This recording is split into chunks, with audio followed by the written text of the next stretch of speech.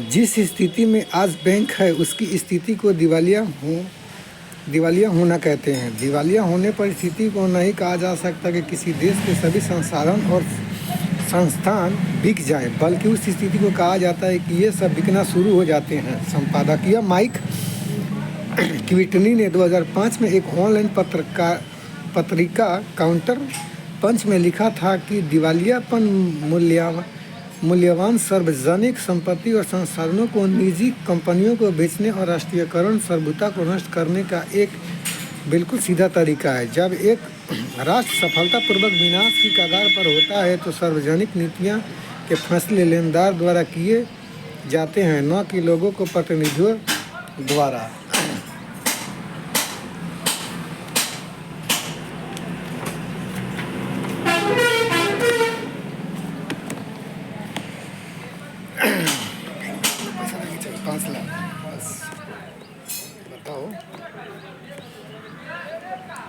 बाबा रामदेव के दमन का असली कारण। बाबा रामदेव ने बैंक व बैंकर्स के विरुद्ध बोलना शुरू कर दिया था।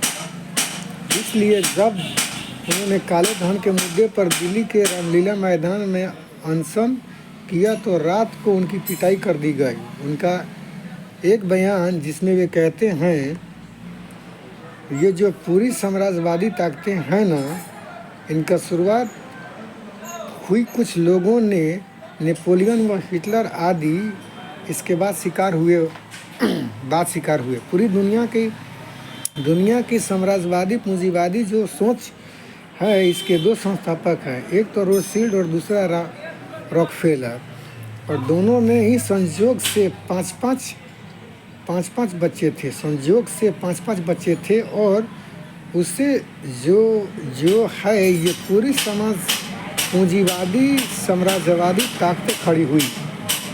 रॉकफेलर अमेरिका में पैदा हुआ और 18वीं शताब्दी की देन है, और 17वीं शताब्दी के बीच ये रोथशिल्ड पैदा हुआ।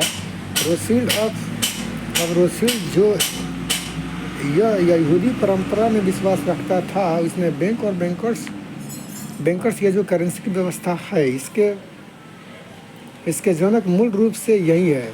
बैंक और बैंकर्स ये जो पूरा सिस्टम, दुनिया की पूरी संपत्ति कहाँ जाती है, अंतोगत्या बैंकों में जाती है, और ये सोने में जाती है। सोने और बैंक की व्यवस्था को विश्व स्तरीय पर स्थापित करने वाला व्यक्ति जो है, उसने पूरी दुनिया की उस समय की आर्थिक राजधानियाँ थी 5 जगह पर उसने अपने बच्चे को भेज दिया, और उसका सबसे बड़ा बच्चा तो और भी शातिर था। माने कि इस व्यक्ति ने जिंदगी में शातिर पाने के अलावा कुछ भी नहीं किया। बाप रे बाप, कुछ भी नहीं किया, खाली यही कि तिगड़म की सारी दुनिया की जो ताकतवर लोग हैं उनकी सारी संपत्तियां अपने यहाँ बैंकों में कैसे लाई जाएं, और उन बैंकों से पूरी दुनिया में कैसे चलाया जाए। माने आप देखो, नेपोलियन और हिटलर को अपनी पूरी दुनिया में दो ही तो थे। एक तो पश्चिम का पूंजीवाद जिसमें हम बोलते हैं